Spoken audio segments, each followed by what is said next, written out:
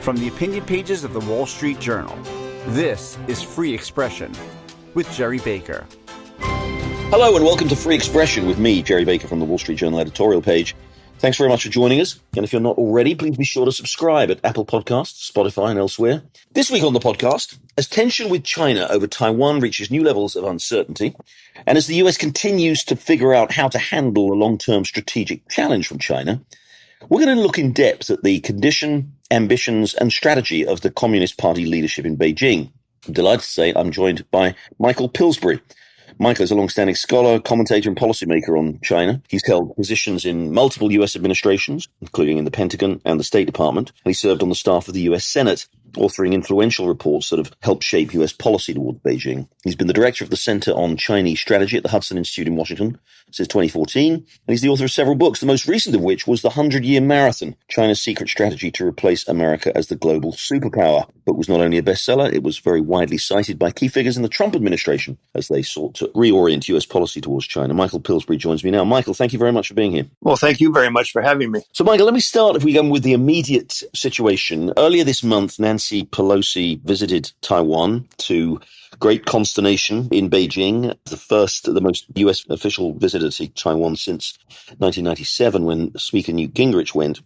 It was seen as an act of defiance, a provocation by Beijing. Of course, China doesn't recognize the independence of Taiwan and has pledged to reunite the island with the mainland and by all necessary means. In response to the visit, we saw not only angry rhetoric from China, but dramatically stepped up military drills with all kinds of disruption to shipping, made all kinds of rather scary live fire drills all around the island. And the tension even now continues, and concerns are mounting that this may be the prelude to some more dramatic action. What's your take on this? Is this just posturing by China, or do you think there is a real risk here that this could represent perhaps the most significant escalation we've seen, at least for 25 years? Well, as you mentioned, Gerry, my duties over the last 40 or 50 years as a China specialist have been to try to interpret Chinese behavior to Americans in the White House and the Pentagon and so forth, who really don't speak Chinese, have probably only been to China once or twice, and they tend to have a strong case of what I call the mirror image syndrome, that they project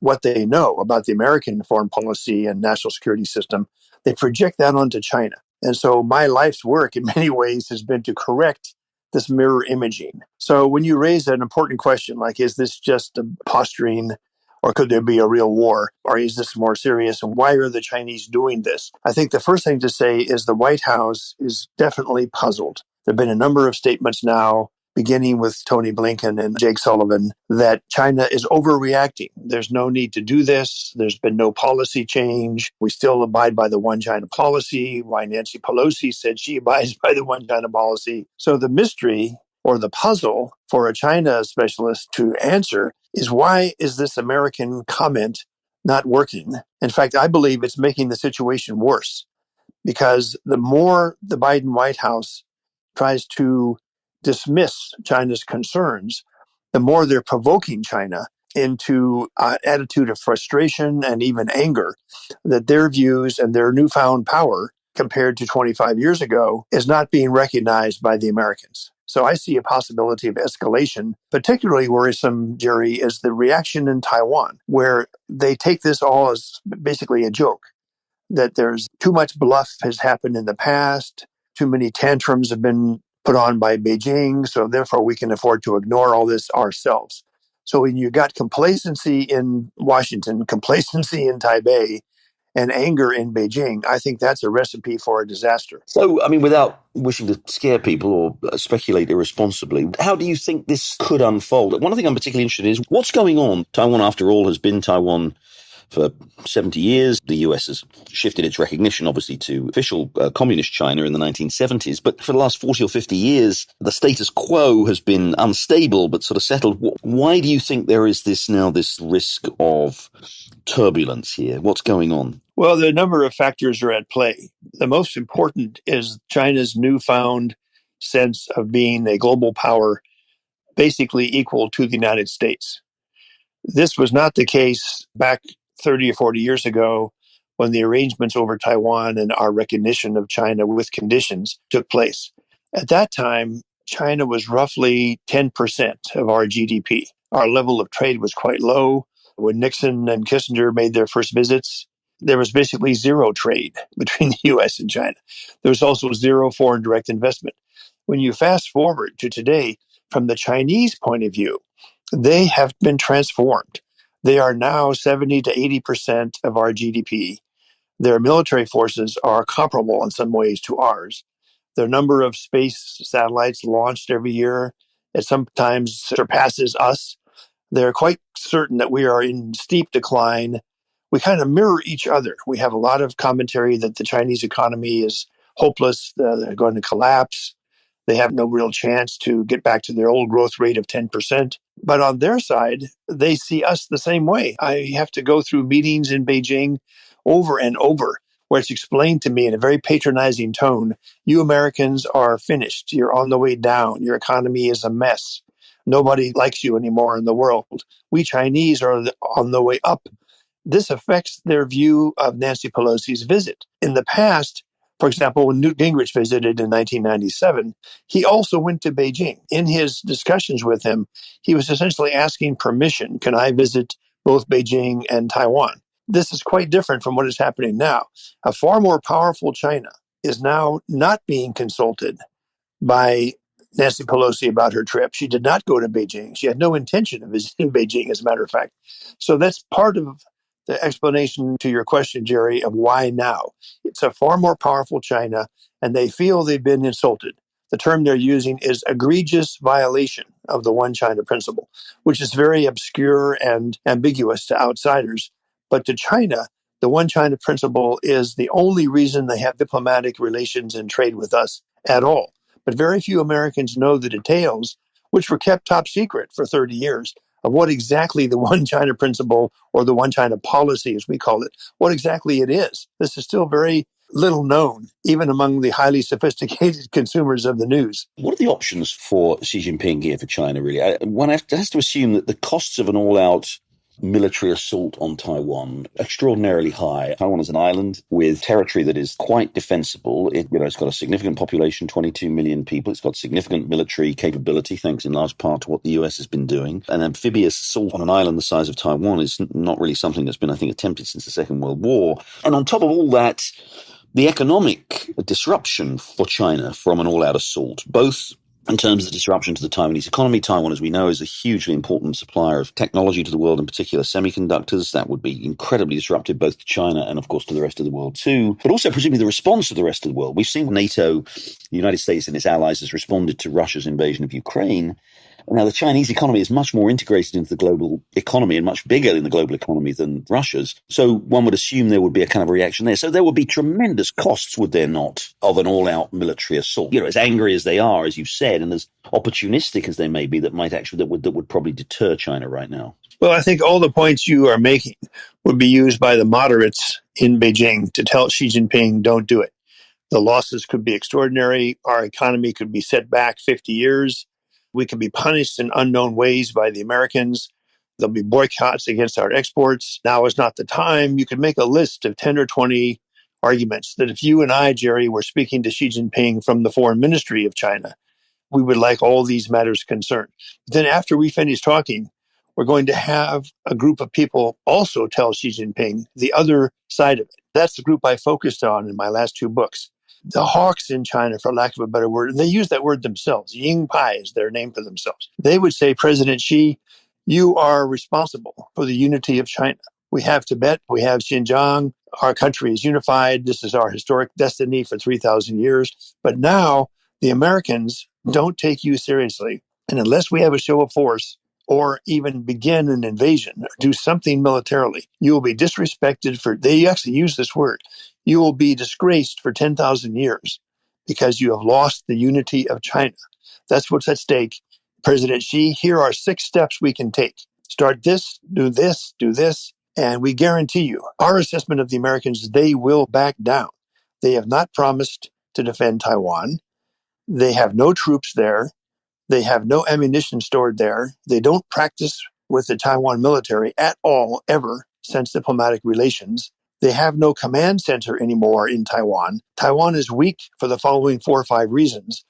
And Xi Jinping will be caught between the Gerry Baker, Michael Pillsbury, Chinese moderates making our points, and then the hawks, who, by the way, can stage a coup and overthrow the leader of China. They have what they call the 10 great power struggles in the history of the Chinese Communist Party since 1921. And in these power struggles, the role of the military and the security forces who can arrest somebody, like in 1976, arresting Madame Mao and the Gang of Four, which he was a member, that was done in secret by the security services.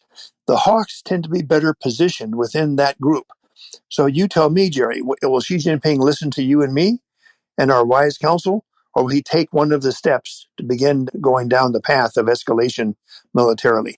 I myself am worried enough about the power of the hawks that the way I advise American presidents is hope for moderation from China, but realize this hawk team is in there and they're deadly serious and they're not afraid to start a war. Well, let's take a short break right there. But when we come back, we'll have more with Michael Pillsbury. And we'll be talking about China's economic and political conditions and whether conflict between the US and China is inevitable. Stay with us. Welcome back. We're talking with China expert Michael Pillsbury.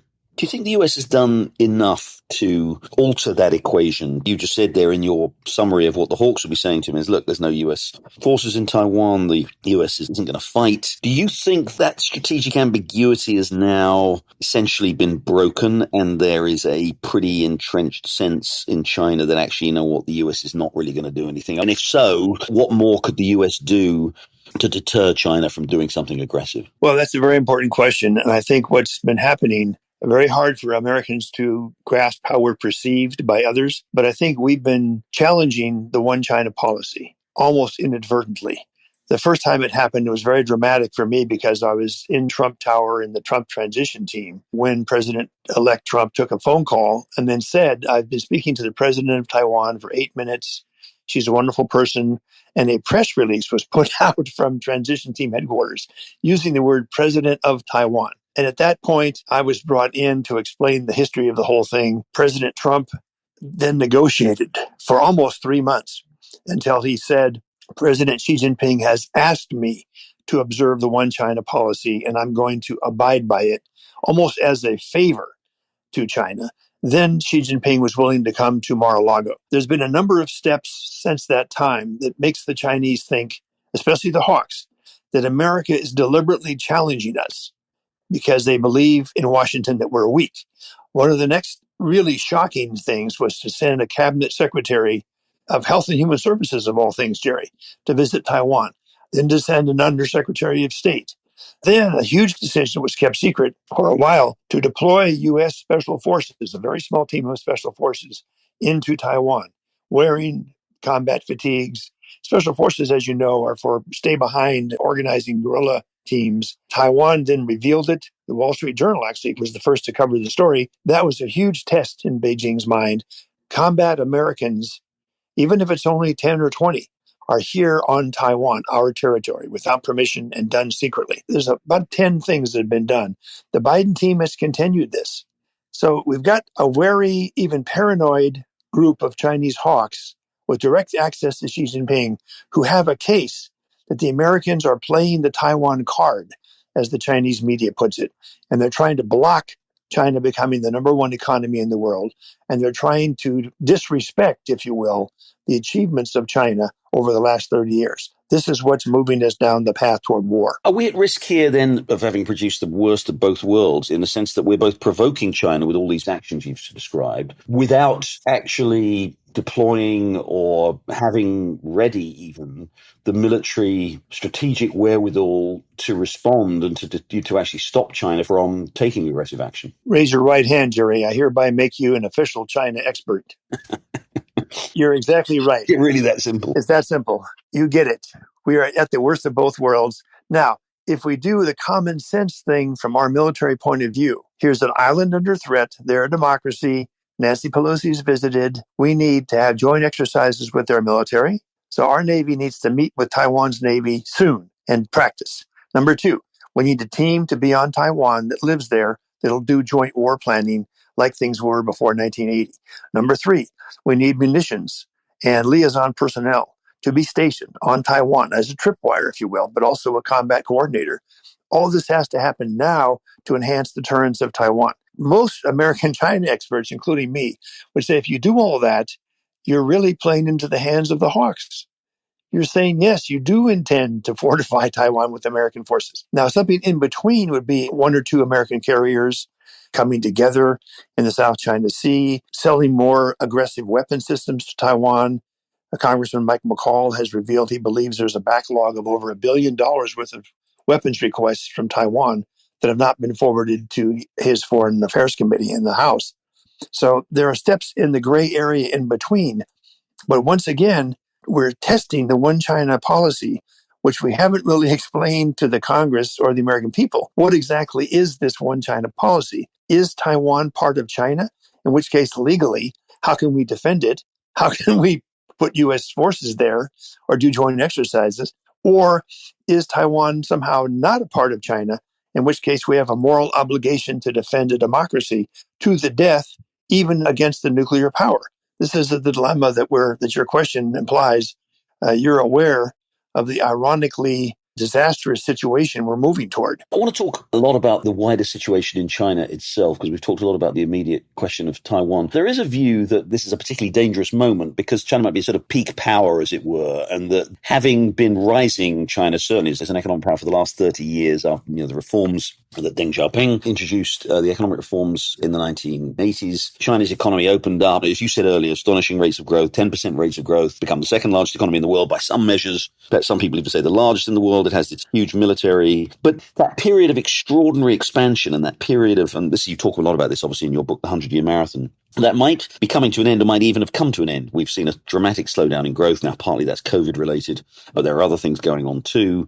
We've seen rising challenges to China's power, perhaps in the region in a way that we hadn't seen over the time. Give us your sense of where China is on this trajectory. Is it still in very good shape in this 100-year marathon? Give us a sense where they are right now on that long-term trajectory, you think? Well, this is where I take my fate in my hands because I disagree with the Wall Street Journal editorial board about the Chinese economy. So it's called free expression. You're free to... I'm afraid I'll be punished. Even if you're wrong.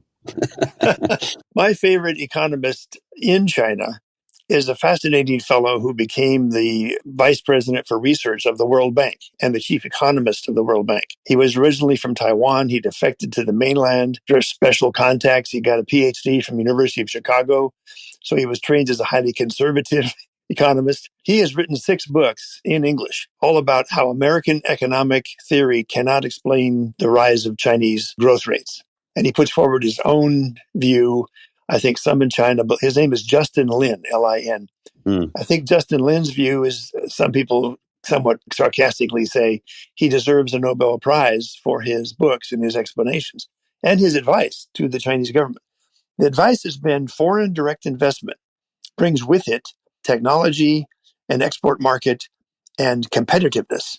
So Deng Xiaoping got onto this quite early in the 80s. Do anything you can for foreign direct investment in high tech that China can absorb and then create its own export industry. The 100-year marathon is a Chinese expression. What really happened was they tried in the 50s and failed badly to catch up and surpass America. That used to be their slogan. They tried again under Deng Xiaoping and they succeeded, in part because of the World Bank opening its largest office in the world in Beijing, in part because many Nobel Prize-winning economists went down the Yangtze River on a boat cruise in 1985. This is now a topic. You're a hero if you were on that boat cruise. Chinese economists basically adopted this idea. Foreign direct investment is everything. So when that comes to foreign policy and the Americans, it means the Americans have played the crucial role in building China up for 30, even 40 years. We must not lose the American FDI. We mustn't have Goldman Sachs, for example, which has 3 or 4 offices in Beijing. We must cultivate the people in charge of foreign direct investment in China, and they've succeeded wildly. Nobody even knows. One estimate is $1 trillion through the American stock markets. Another estimate is there's another $1 trillion of private equity and holding Chinese bonds. But there's an economist at Bloomberg, one of my favorite economists, named Tom Orlik, Orlik. He's got a book called Why the Bubble Never Bursts. He's very bullish on the Chinese economy, that the leadership recognizes their problems and then corrects them so that China does not collapse. His earlier book on indicators, how to understand the Chinese economy through real indicators, he's pointing toward a different way of measuring whether China is slowing down or not. And he and quite a few others, including me, we are bullish in the long term on the Chinese economy. Now, Chinese leaders could drive it into a ditch. They could make errors. They could turn off American foreign direct investment. But I don't see that happening. It seems to be the opposite. American investment in China is increasing the last 2 or 3 years. We are not decoupling from China. A lot of bumper sticker phrases you hear that the Chinese economy is collapsing or COVID means the end because of all these lockdowns. It looks like from the indicators Tom Orlick points to, this is simply not happening. They're still on a growth path to remain 2 or 3 times, Jerry, faster growth rates than ourselves. That's the important thing in the Chinese mind. Closing the gap with America in every indicator. And by the way, one of my books talks about the indicators China uses to measure its move toward primacy, toward being the number one power. They're very different from the indicators that the Wall Street Journal editorial board might use. So I beseech the Wall Street Journal editorial board to consider other points of view. Of course, as I say, we're open to all kinds of free expression. But let me just push back a little bit on that. I mean, hasn't Xi Jinping's policy in the last few years, now just put COVID aside for the moment, Xi Jinping seems to have a pretty different view of the kind of the right structure for the Chinese economy than, say, Hu Jintao had, or certainly even Deng Xiaoping. He seems to believe in a much larger role for the state, state-owned enterprises, much bigger. He seems to believe in much tougher regulation. Look what he's done with technology. He's much more aggressive about, even more aggressive than the Chinese have been, about the way in which foreign companies behave there. Isn't this turning off foreign direct investment? Isn't it? The part of it almost seems to be explicitly designed to turn off foreign direct investment. There's certain types of direct investment they don't want, like certain technology companies, because of security considerations. Isn't the whole trend of Xi Jinping's economic management away from FDI, away from that kind of investment-led growth? He wants to encourage consumer-led growth because it's a more mature economy and all those things. And isn't that itself just inevitably crimping China's economic prospects? I would say most American economists who look at China would agree with you. They use American criteria, they mirror image, and they say, well, this happened in America. Suppose we had the Tennessee Valley Authority was the model in the White House for how all America's top 500 corporations should be. That would be seen as insanity. Free market, free enterprise, deregulation, these are all the recipe, you might say, for rapid economic growth from the point of view of most American economists. So they see China as going down, and they can't understand it. But a few economists, and I praise myself for believing them at the time, said, state-owned enterprises for a country like China, to avoid the middle income trap, state-owned enterprises with directed investment works in high-tech areas, it works with rare earths, it works with a series of things that we saw. 10 areas were listed in the so-called Made in China 2025 strategy, which still exists. They've changed the name, like with the Confucius Institutes, but the basic program still exists.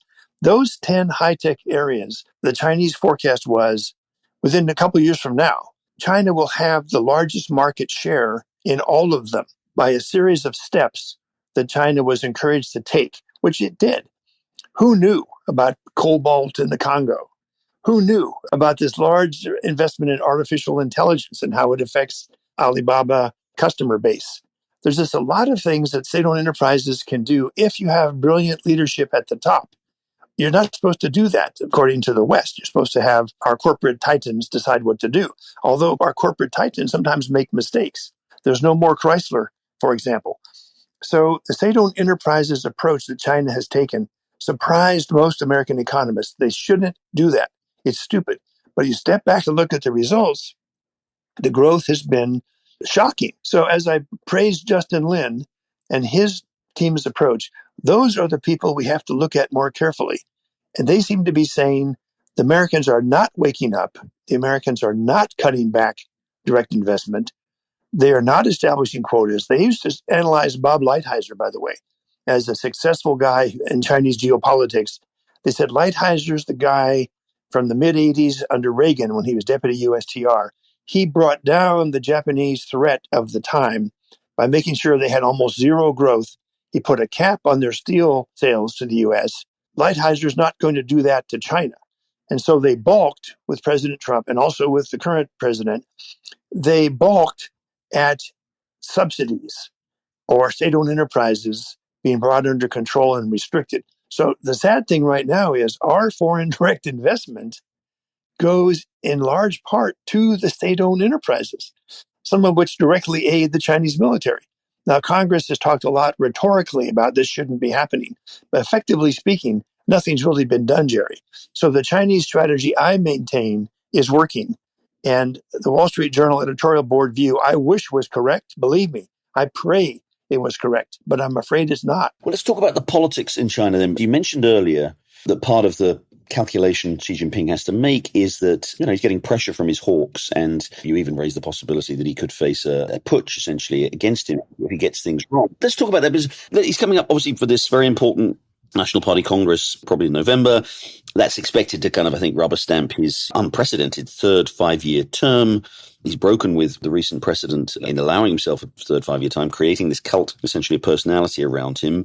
At the same time, and again, let's put aside, we can agree to differ on the economy, but he's been some pretty serious missteps, I think, in China. I think most people do agree he's handled the COVID situation really quite badly. There's a lot of unhappiness about that. We saw this extraordinary scene in cities like Shanghai earlier in the summer, just over the lockdowns there. He has been pursuing this very aggressive domestic sort of crackdown on dissent, on free expression, as it were. He's completely subjugated Hong Kong, breaking all the commitments he'd made. Again, we outsiders, even those with expertise and knowledge like you, find it so hard, it's impenetrable, the leadership of China. But as we come up to this critical National People's Congress, how much internal unease is there and dissatisfaction, and how could that play out? This is a topic that American presidents, especially President Trump, are often fascinated by. How does power struggle work in China? How did Xi Jinping get in office? Can somebody pull him down in a coup? Please tell me in 10 minutes how Chinese politics works. And I usually explain, I have my favorite examples that presidents often are shocked by it. The points you just made, Jerry, if you and I are on the Politburo and we believe what you just said, Xi Jinping is making blunders right and left, we've got to remove him or certainly deny him a third 5-year term. What will we do? Well, we go around, and there's a book that lays this all out that came out last year. I think the journal reviewed it. It's by Roger Garside, a former British diplomat in Beijing I knew even back in the 70s. It's called Coup, and he shows how a coup could be mounted using the various arguments that you just listed against Xi Jinping, and that the West would basically support it because a more moderate leader would be put in place. The only problem is the security services in China report directly to Xi Jinping. And we've seen this happen at various points, especially in 1976, where the coup plotters are detected, reported, and then they're arrested and put in jail or allowed to commit suicide. A lot of this goes back to the last 2,500 years. The Chinese study a lot, and you can find this in their books in Beijing. They study how emperors rose to power and took out the old emperor, the techniques that were used, the role of the security services, how discontented people have to be dealt with early. So that may be what's going on in Beijing now. There may be some, and some unfortunate Westerners have pointed to the prime minister, Li Keqiang, and said, well, this guy's more pro-democracy. He's anti-state-owned enterprises. He doesn't really support all the harsh crackdown against Tibetans and Uyghurs. So it looks like this result of this Western comment that the prime minister could overthrow Xi Jinping is we're seeing the moderate prime minister being sidelined, and he may not even have a job for the third term that Xi Jinping gets. But trying to stage a coup, overthrow a leader in these circumstances when he has the security services on his side is a recipe for you and me, Jerry, being arrested and tortured and then allowed to commit suicide. That's what we face if we try to bring a more moderate leader to power in China. Are you with me? Let's go ahead and try to do it. Or do you think maybe you don't want to have that kind of life in jail? Well, I'm all for heroism, but probably not.